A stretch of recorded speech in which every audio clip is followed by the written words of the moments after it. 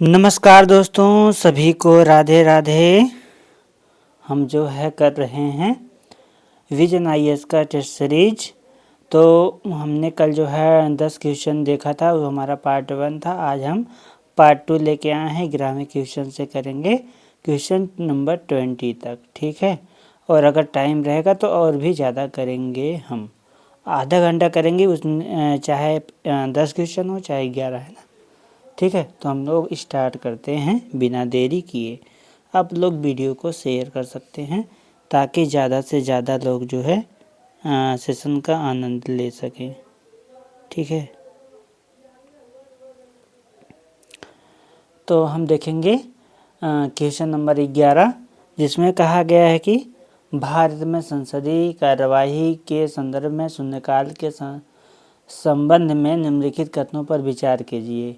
इसमें कहा गया है, पहला ऑप्शन है, यह एक अनौपचारिक संसदीय व्यवस्था है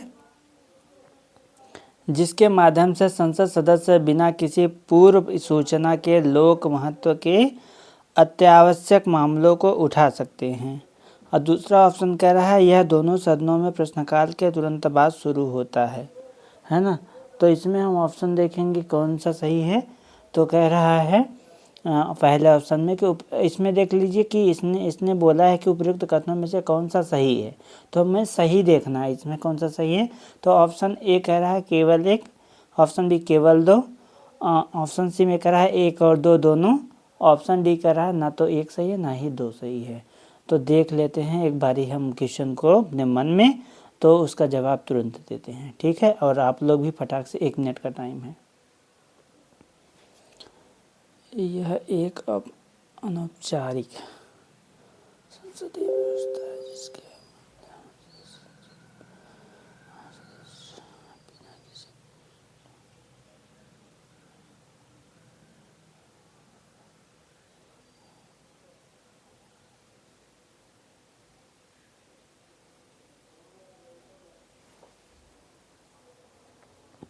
तो हम देख लेते हैं पहले कि इसमें जो है ना, जो कथन एक सही है वो तो सही है, कथन एक, लेकिन कथन दो जो है सही नहीं है।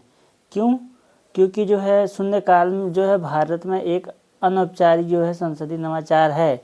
इसकी शुरुआत भी जो है 1960 के दशक से जो है ना के जो है आसपास में शुरू हुई थी।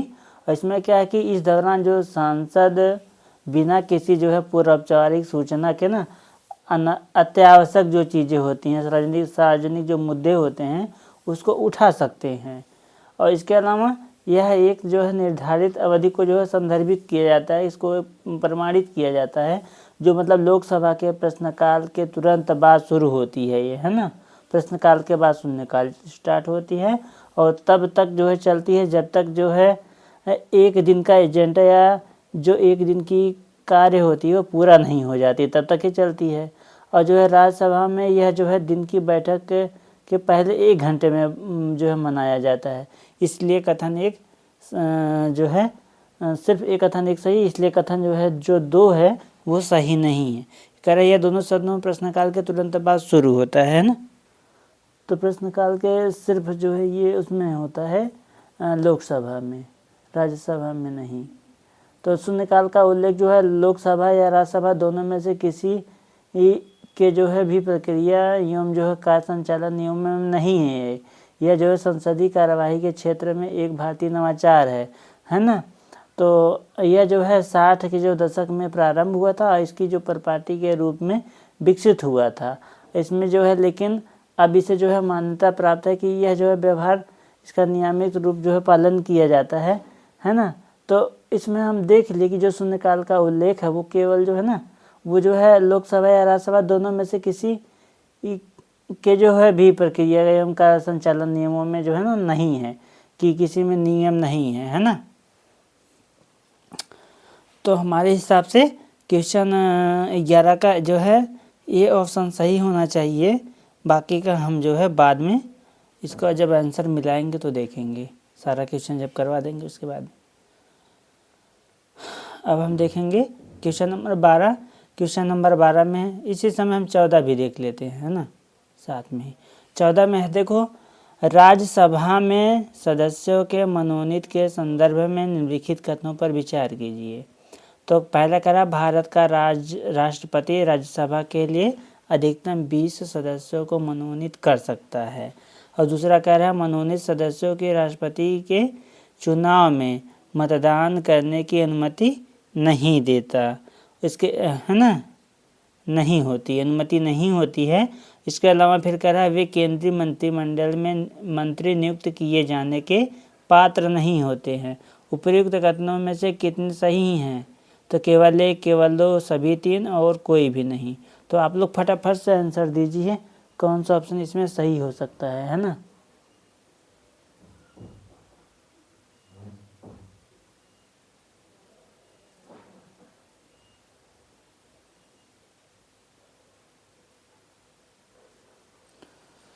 तो इसमें कह रहा, भारत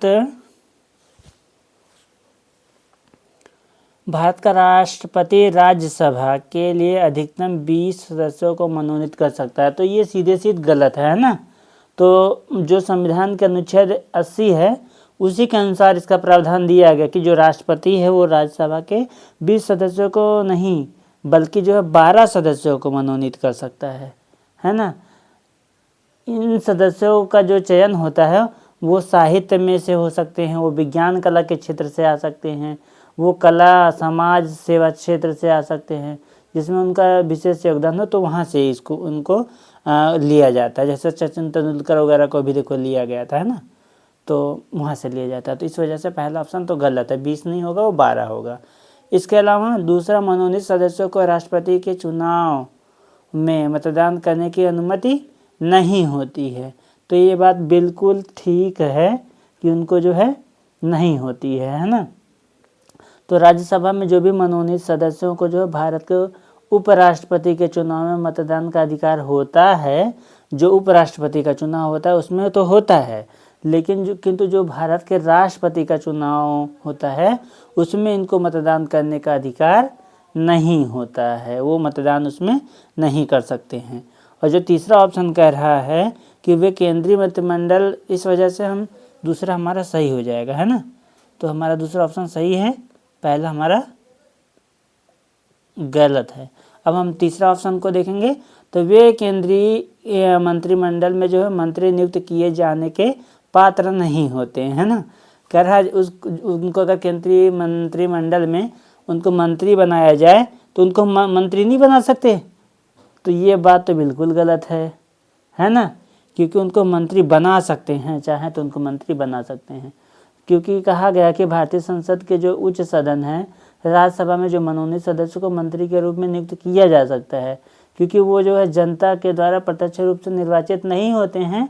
तथापि इस वजह से, क्योंकि वो साहित्य, विज्ञान के क्षेत्र से, कला के क्षेत्र से और समाज सेवा के क्षेत्र से जो है विशिष्ट क्षेत्र से में जो उनका योगदान भी रहता है, वो वहाँ से आए हुए उनका अनुभव को जो है मूल्यांकन माना जाता है। उसी वजह से तो उनको जो है मनोनीत सांसद के रूप में चुना जाता है। तो उनको मंत्रिमंडल में सम्मिलित कर सकते हैं और भारत के राष्ट्रपति, प्रधानमंत्री की सलाह पर उन्हें मनोनीत सदस्य जो होंगे उनको जो है राज्यसभा के किसी भी सदस्य को मंत्रिपरिषद में नियुक्ति कर सकते हैं।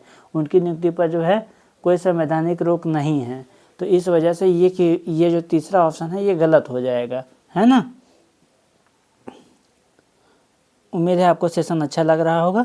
तो सेशन को लाइक कर दीजिएगा और ज़्यादा से ज़्यादा शेयर कर दीजिएगा। इस वजह से इसमें एक ही ऑप्शन सही, तो हम इसको देखेंगे ऑप्शन ए, केवल एक सही है। ठीक है, आगे बढ़ते हैं हम। जो नहीं समझ में आएगा कमेंट बॉक्स में पूछ लेना।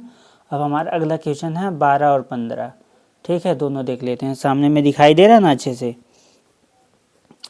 तो हम देखेंगे 12वां क्वेश्चन पहले। तो राष्ट्रपति के चुनाव आप लोग कोई अगर जल्दी आंसर आ रहा है तो आप तुरंत कर दीजिएगा, क्योंकि हम एक ही बार में 2 क्वेश्चन दिखा रहे हैं आपको। तो राष्ट्रपति की जो निर्वाचन प्रक्रिया के संदर्भ में निर्वाचक मंडल के बारे में निम्नलिखित कथनों पर विचार कीजिए। तो इसमें जो है कह रहा है 12वें क्वेश्चन में, राष्ट्रपति को जो निर्वाचन प्रक्रिया के संदर्भ में निर्वाचक मंडल के बारे में जो है निम्नलिखित कथनों पर विचार कीजिए। तो हमको विचार करना है और उसका जवाब देना है, विचार करते रह नहीं जाना है ना। तो उसमें कह रहा है पहले ऑप्शन में इसमें संसद के दोनों सदनों और जो है राज्य विधानसभाओं के जो है सभी सदस्य शामिल होते हैं। दूसरे ऑप्शन में कह रहा है 2 में सभी राष्ट्रपति चुनाव के लिए संसदों के मतों का जो है मूल्य स्थिर होता है। तो ध्यान से इसे एक बार देखिए, उसके बाद जवाब दीजिए। हम तब तक 15वां क्वेश्चन भी पढ़ देते हैं। भारतीय संसदीय प्रणाली में जो है 15वां क्वेश्चन कह रहा है कि भारतीय संसदीय प्रणाली में धन विधेयक के संदर्भ में निम्नलिखित कथनों पर विचार कीजिए। ऑप्शन कह रहा है 1 कि भारतीय संविधान में धन विधेयक को परिभाषित किया गया है, और दूसरे में कह रहा है राज्यसभा धन विधेयक के में जो है संशोधन कर सकती है। और ऑप्शन में कह रहा है 15वें में कि ऑप्शन केवल 1 सही है, ऑप्शन बी में केवल 2 सही है, और ऑप्शन सी में कह रहा है 1 और 2 दोनों सही है। उसके बाद डी कह रहा है ना तो 1 सही ना तो 2। तो आप लोग फटाफट दोनों का जवाब दीजिए, उसके बाद हम दोनों में से एक एक को एक्सप्लेन करेंगे, है ना, अब बताएंगे कौन सा सही है, क्यों सही है। तो पहला हमने 12वां हमने देखा था, 12वां आप लोग देख चुके होंगे, तो हम 12वां बता देते हैं। कह रहा है कि इसमें संसद के दोनों सदनों और राज्य विधानसभाओं, है ना, संसद के दोनों सदन, राज्यसभा और लोकसभा और राज्य के विधानसभाओं के सभी सदस्य शामिल होते हैं। राष्ट्रपति के चुनाव प्रक्रिया के संदर्भ में निर्वाचक मंडल के बारे में कह रहा है ना। तो इसमें जो है राज्य विधानसभा के जो सभी सदस्य शामिल होते हैं, तो यही बात इसने गलत बोल दिया है ना, कि जो राज्य विधानसभा के जो सारे सदस्य होते हैं तो उसमें जो है ना सभी जो है नहीं शामिल होते हैं, है ना।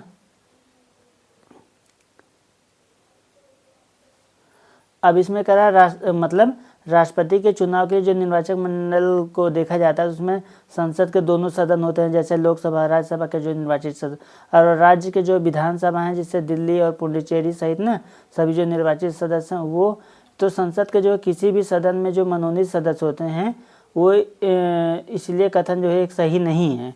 क्यों? क्योंकि जो है ये कह रहा है सारे सदस्य जो होते हैं, मान लीजिए राज्य विधानसभा के जो सभी सदस्य हो गए, ठीक है, लेकिन जो कह रहा है कि दोनों सदनों के, इसमें संसद के दोनों सदनों के, तो हमने तो अभी पढ़ा है ऊपर में जब हमने आपको बताया है 15वें क्वेश्चन नहीं, हमने 14वें क्वेश्चन में बताया है आपको कि जो है जो मनोनीत सदस्य होते हैं वो राष्ट्रपति को वोट नहीं दे सकते हैं। तो फिर इस वजह से जब कह रहा है इसमें जो है दोनों सदन, कह रहा इसमें जो कह रहा है, इसमें कह रहा है कि, है ना, अब इसमें कह रहा है ये कि जो मतलब दोनों, है ना, तो अब कह रहा है इसमें दोनों, तो दोनों कहाँ से होंगे, है ना, तो दोनों तो नहीं होंगे।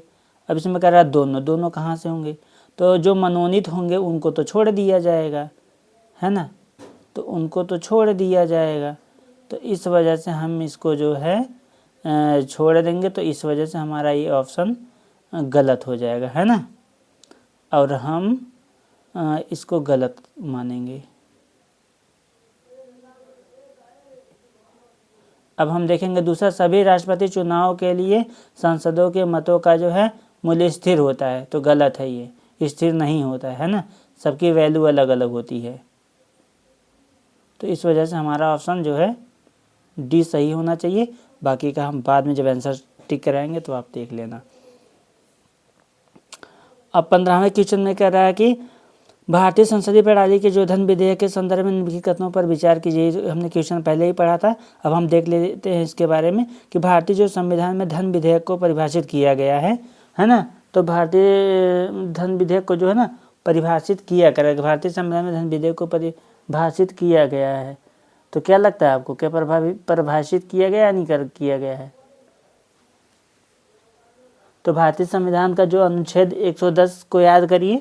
तो भारतीय संविधान का जो अनुच्छेद 110 है उसमें विधेयक को परिभाषित करता है। वो क्या कहता है कि कोई विधेयक जो है धन विधेयक होता है तभी जब उसमें केवल कराधान या उधार या संचित निधि या आकस्मिकता या निधि या जो है लेखा परीक्षा आदि जैसे मामलों में जो है ना संबंधित जो प्रावधान हो तभी, और लोकसभा का जो है अध्यक्ष यह प्रमाणित करता है कि कोई विधेयक जो है, कोई विधेयक धन विधेयक है अथवा नहीं है, तो वही प्रमाणित करता है। और अध्यक्ष जो होता है उसी का निर्णय जो है अंतिम होता है ना। तो इसमें क्या होगा, पहला ऑप्शन, तो पहला ऑप्शन सही होगा।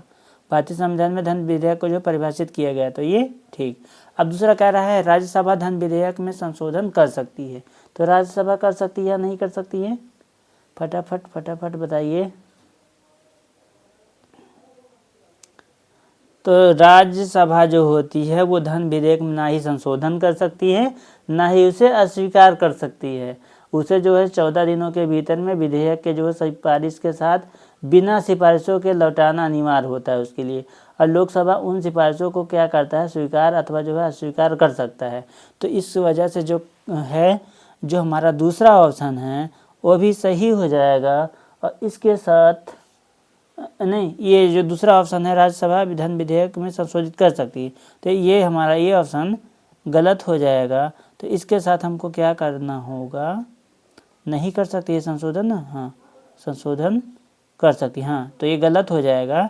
और सही ऑप्शन चूज करना है, तो हमारा केवल एक सही है, तो इस वजह से हमारा 15 का केवल ए सही है। ठीक है, अब हम अगला क्वेश्चन देखेंगे फटाफट।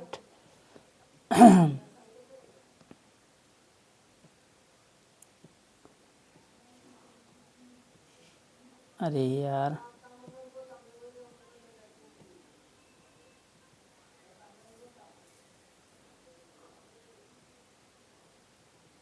अब हम देखेंगे 13 और 16 है ना, 13 और 16 देखेंगे। तो इसमें कह रहा है लोकसभा उपाध्यक्ष के संदर्भ में निम्नलिखित कथनों पर विचार कीजिए।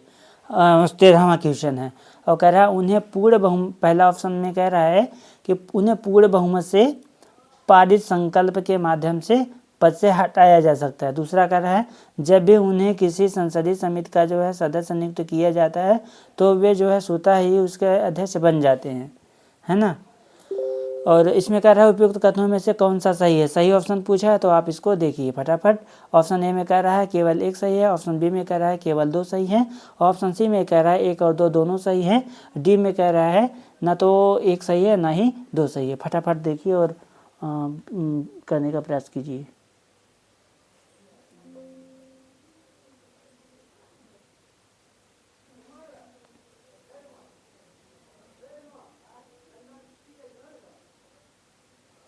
तो अब इसमें कह रहा है क्या बोला, लोकसभा उपाध्यक्ष के संदर्भ में, है ना। तो लोकसभा उपाध्यक्ष का तो पहले हम बता देते हैं आपको कि 2019 से अभी तक जो है लोकसभा में कोई उपाध्यक्ष चुना ही नहीं गया है ना। उपाध्यक्ष के पद पे कोई नहीं है। और संविधान के जो है अनुच्छेद 93 में जो है लोकसभा के अध्यक्ष और उपाध्यक्ष के चुनाव का जो है प्रावधान के बारे में बात किया गया है। तो किसमें कहा गया है, तो अनुच्छेद 93 आर्टिकल 93 की में जो है लोकसभा और लोकसभा के अध्यक्ष और लोकसभा के उपाध्यक्ष के बारे में बात कहा गया है। इसमें जो है उपाध्यक्ष के चुनाव के लिए जो है कोई निश्चित समय सीमा निर्धारित नहीं की गई है, व्यवहार में है लेकिन दिया गया है। इसमें जो उपाध्यक्ष का जो चुनाव अध्यक्ष के जो है ना चुनाव के तुरंत बाद अपेक्षित होता है, किंतु उसमें देरी को जो है असंवैधानिक नहीं माना जाएगा कि देरी क्यों हो रहा है या देरी क्यों नहीं हो रहा है, तो उस पर कोई प्रश्न नहीं खड़ा किया जा सकता है ना। तो इस वजह से इसमें हम देखेंगे पहला ऑप्शन में, तो पहला ऑप्शन क्या कह रहा है कि उन्हें पूर्ण बहुमत से पारित संकल्प के माध्यम से पद से हटाया जा सकता है ना। तो पहला ऑप्शन इसमें जो है गलत है, उन्हें पूर्ण बहुमत से पारित संकल्प के माध्यम से पद से हटाया जा सकता है, तो नहीं हटाया जा सकता है ना। उसके बाद कह रहा है दूसरा ऑप्शन में जब भी उन्हें किसी संसदीय समिति का सदस्य नियुक्त किया जाता है तो वे जो है स्वतः ही उसके अध्यक्ष बन जाते हैं। कह रहा है उपाध्यक्ष को बोला जब उन्हें किसी संसदीय समिति का जो है सदस्य नियुक्त किया जाता है तो वह स्वतः ही उसके जो है अध्यक्ष बन जाते हैं। तो ये बात तो बिल्कुल सही है। क्यों? क्योंकि जो है अध्यक्ष और उपाध्यक्ष का जो पद मतलब रिक्त होना या पद त्याग या पद हटाया जाना लोकसभा के अध्यक्ष या उपाध्यक्ष के जो है रूप में जो पद धारण करने वाली जो वाला कोई सदस्य होता है, उसको यदि लोकसभा का जो है सदस्य नहीं रहता है तो अपना पद रिक्त कर देगा। और अगर वो जो है किसी भी समय यदि वह सदस्य अध्यक्ष है या उपाध्यक्ष को जो है संबोधित, और जो है यदि वह जो है सदस्य उपाध्यक्ष है तो वो जो है क्या करेगा, तो अध्यक्ष को जो है संबोधित अपने जो हस्ताक्षर होंगे उस सहित जो है लेख द्वारा अपने पद का त्याग कर सकेगा। अब लोकसभा के जो है तत्कालीन जो समस्त सदस्यों के में जो है बहुमत पारित संकल्प द्वारा अपने पद से हटाया जा सकेगा, है ना। इसी वजह, और जो उपाध्यक्ष होगा उपाध्यक्ष अध्यक्ष के जो है अधीनस्थ नहीं होता है, वह प्रत्यक्ष रूप से सदन के प्रति वो भी उत्तरदायी होता है। ठीक है, तो इसमें केवल हमारा बी सही है। अब हम देखेंगे 16वां क्वेश्चन। तो 16वें क्वेश्चन का निम्नलिखित अर्हताओं पर विचार करें। भारत का जो है नागरिक होना, आयु 25 वर्ष से कम नहीं होना, किसी संसदीय निर्वाचन क्षेत्र में मतदाता के रूप में पंजीकृत होना, लोकसभा का सदस्य बनने हेतु उपयुक्त अर्हताओं में से कितनी संविधान में उल्लेखित है। कह रहा केवल एक, केवल दो, सभी तीनों और कोई भी नहीं। तो ये तो बहुत ही आसान क्वेश्चन है, फटाफट जवाब दीजिए।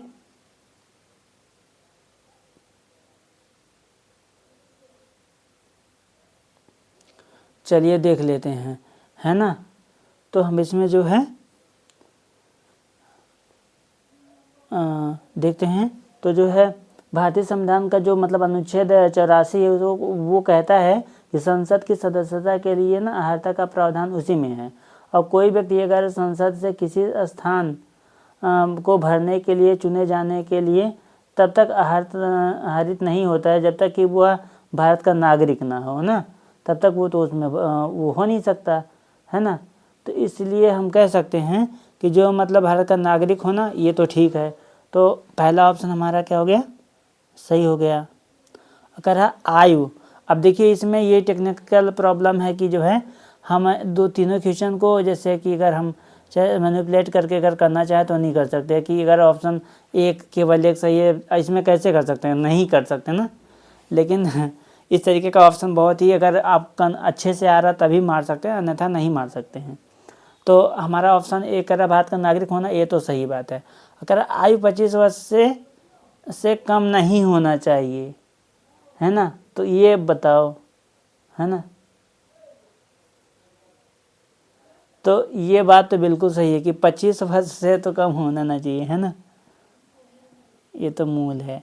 अब संसदीय अगर किसी संसदीय निर्वाचन क्षेत्र में मतदाता के रूप में पंजीकृत होना चाहिए, है ना। कह रहा किसी संसदीय निर्वाचन क्षेत्र में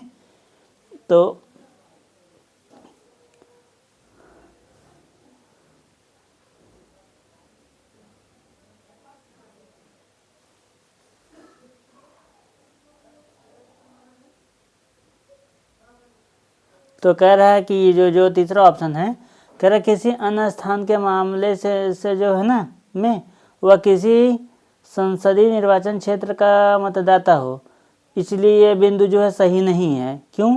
क्योंकि जो है किसी मतलब ऐसा नहीं, जहाँ पे हो तो वहीं पे हो ना, तभी तो।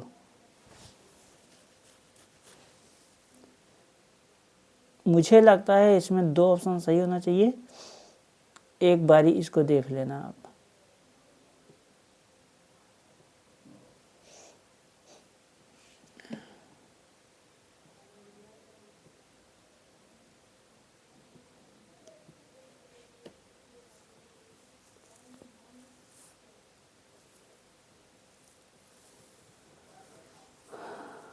अब हम 17 और 20 देखेंगे, है ना, उसके बाद अच्छा 17 और 20 देखेंगे क्वेश्चन नंबर 20।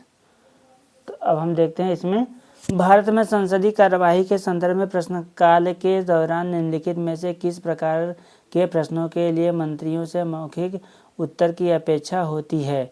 अब कह रहा है तारांकित प्रश्न, अतारांकित प्रश्न, अल्प सूचना प्रश्न, और नीचे दिए गए कोड का प्रयोग कर सही उत्तर चुनिए। सही उत्तर चुनना है, केवल एक सही है, केवल दो सही है, सभी तीनों हैं, और कोई भी नहीं। फटाफट उत्तर दीजिए कौन सा सही है।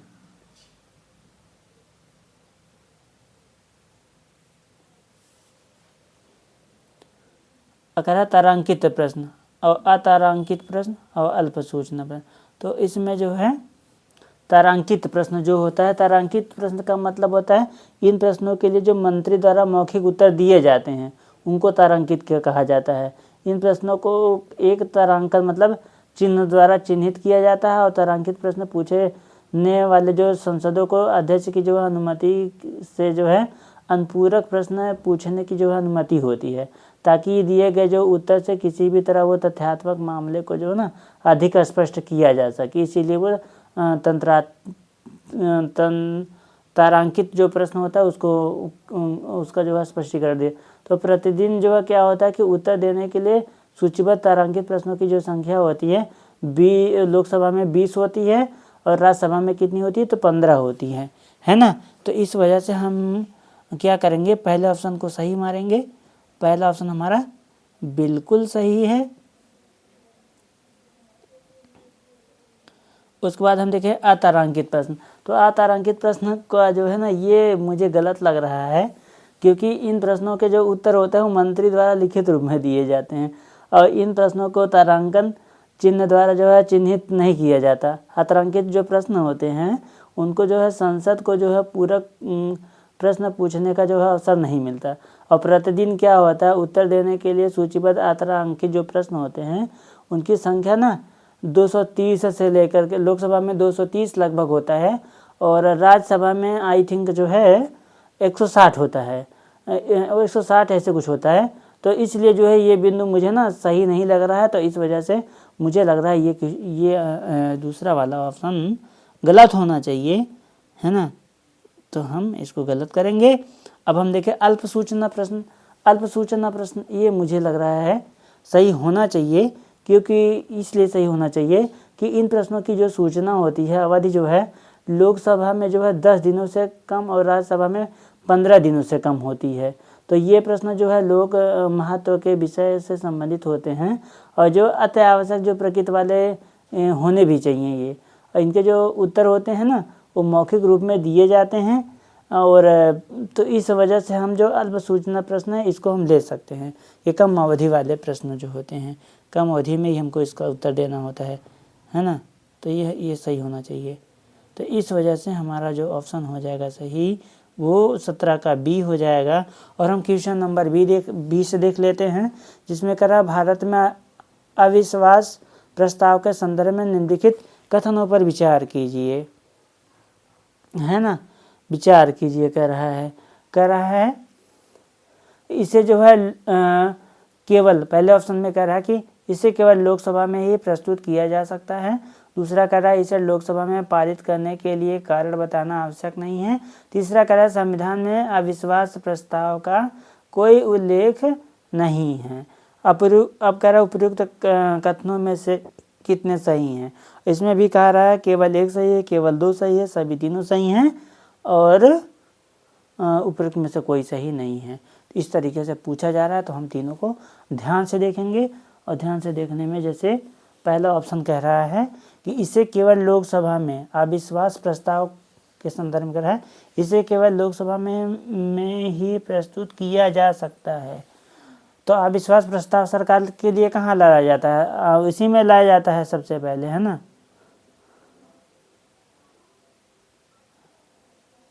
तो लोकसभा में ये सही हो सकता है। और इसके अलावा इसे जो है लोकसभा में पारित करने के लिए कारण बताना आवश्यक नहीं है ना। कारण बताना आवश्यक नहीं है कि जो है क्यों ये हो रहा है। तो इसलिए अविश्वास प्रस्ताव को लोकसभा में पारित किए जाने के कारणों का ना उल्लेख करने की आवश्यकता नहीं होती, क्योंकि जो है मंत्री परिषद जो है ना सामूहिक रूप से लोकसभा के प्रति उत्तरदायी होती है और राज्यसभा के प्रति ये नहीं होती है। और यह आर्टिकल जो है 75 के 3 क्लोज में दिया गया है। तो इस वजह से हम इसको भी जो है दूसरे को भी मार सकते हैं सही। और वो तीसरा कह रहा है संविधान में अविश्वास प्रस्ताव का कोई उल्लेख नहीं है। तो ये भी बात सही है कि संविधान में जो है इसका कोई उल्लेख नहीं किया गया है। है ना। तो संविधान में इसका उल्लेख नहीं किया गया है। एक बार इसको आप देख लीजिएगा और अच्छे से जो जो आपके फंस रहे हैं उसको आप पढ़िएगा, ठीक है। तो हम आगे में इसको देखते हैं और इस वजह से मुझे लग रहा है कि तीनों ऑप्शन सही होना चाहिए, है ना। उल्लेख नहीं है।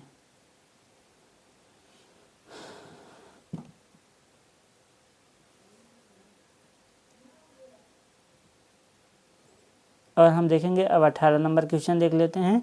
21 नंबर तो देख नहीं पाएंगे, 18 नंबर देखते हैं। 18 नंबर का भारतीय संसद में पारित संकल्पों के संदर्भ में निम्नलिखित कथनों पर विचार कीजिए। कह रहा है पहला, किसी सदस्य द्वारा प्रस्तावित संकल्प या संकल्प के संशोधन को सदन की अनुमति के बिना वापस किया जा सकता है।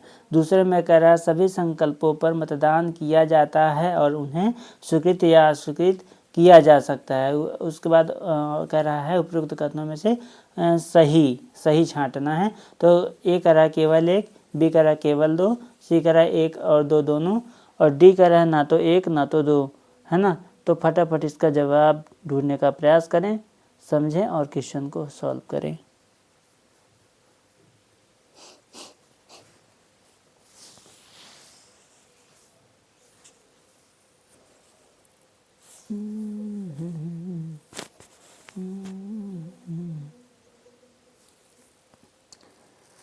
पहला कह रहा है किसी सदस्य द्वारा प्रस्तावित संकल्प के शोधन को सदन की अनुमति के बिना वापस किया जा सकता है। ये बात तो गलत लग रही है, संसद की अनुमति लेना ही पड़ेगा। तो मुझे लग रहा है कि क्वेश्चन 18 में 1 नंबर का जो पॉइंट है वो गलत हो सकता है, क्योंकि जो है अनुमति तो लेना पड़ता है।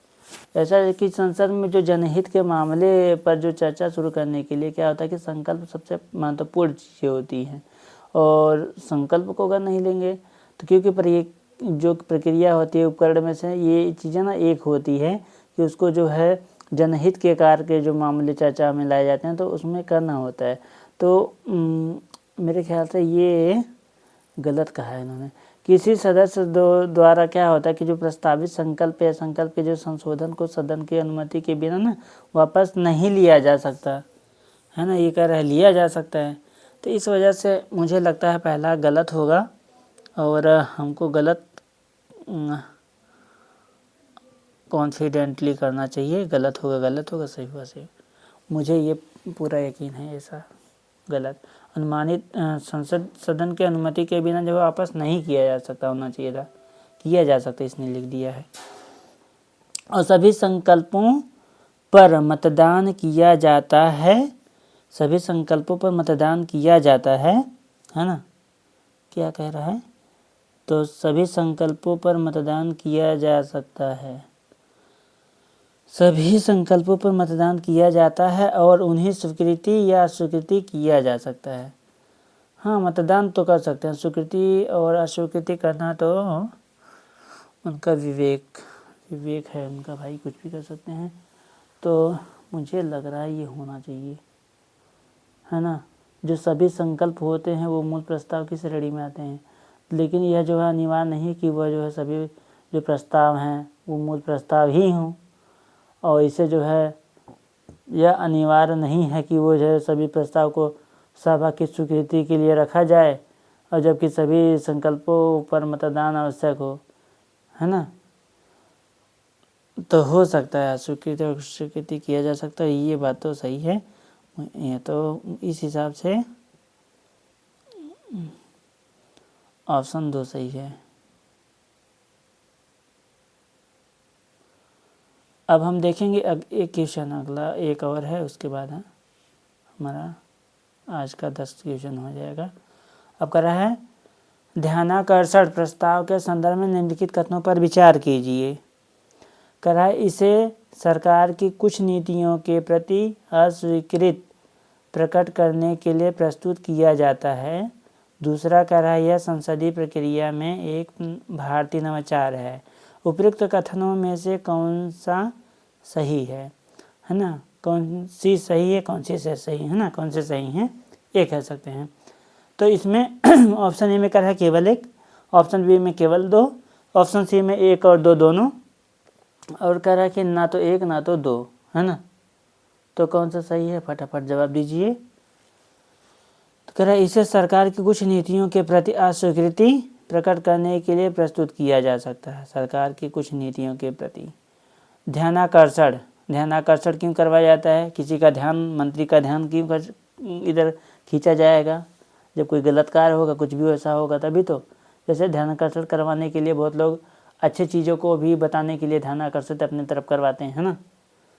कहते एक्सक्यूज मी सर, मेरी तरफ ध्यान दीजिए।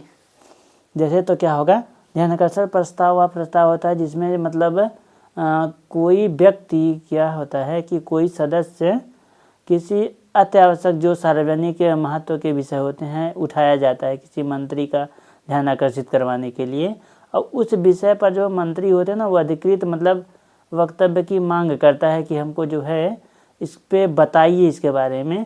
मंत्री द्वारा वक्तव्य देने के बाद जो है सदस्य स्पष्टीकरण हेतु पूरक प्रश्न पूछ सकते हैं, है ना, और अंत में मंत्री उन सभी प्रश्नों का उत्तर देता है। तो इस वजह से जो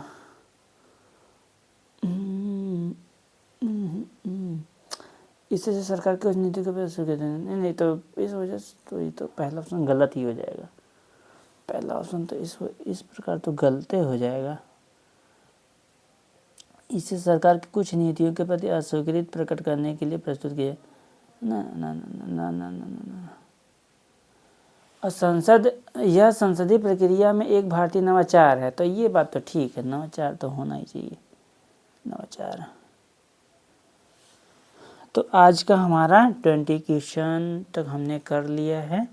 हमारा आज का 10 क्वेश्चन, हम रोज़ 10 क्वेश्चन ही करते हैं, तो हमारा 10 क्वेश्चन आज हो गया, ठीक है। 19 नंबर, ये 20 नंबर हो गया। आपको ये सेशन कैसा लगा आप लोग कमेंट बॉक्स में कमेंट करके बता सकते हैं, और ज़्यादा से ज़्यादा अगर मुझे कोई सुधार करना है तो उसके बारे में भी बता दीजिए, और जैसे ज़्यादा से ज़्यादा लोगों तक शेयर करिए। और प्लीज़ अगर हमारे चैनल को सब्सक्राइब नहीं किए हैं तो सब्सक्राइब कर लीजिए और मेरे को थोड़ा बहुत हेल्प करिए। धन्यवाद।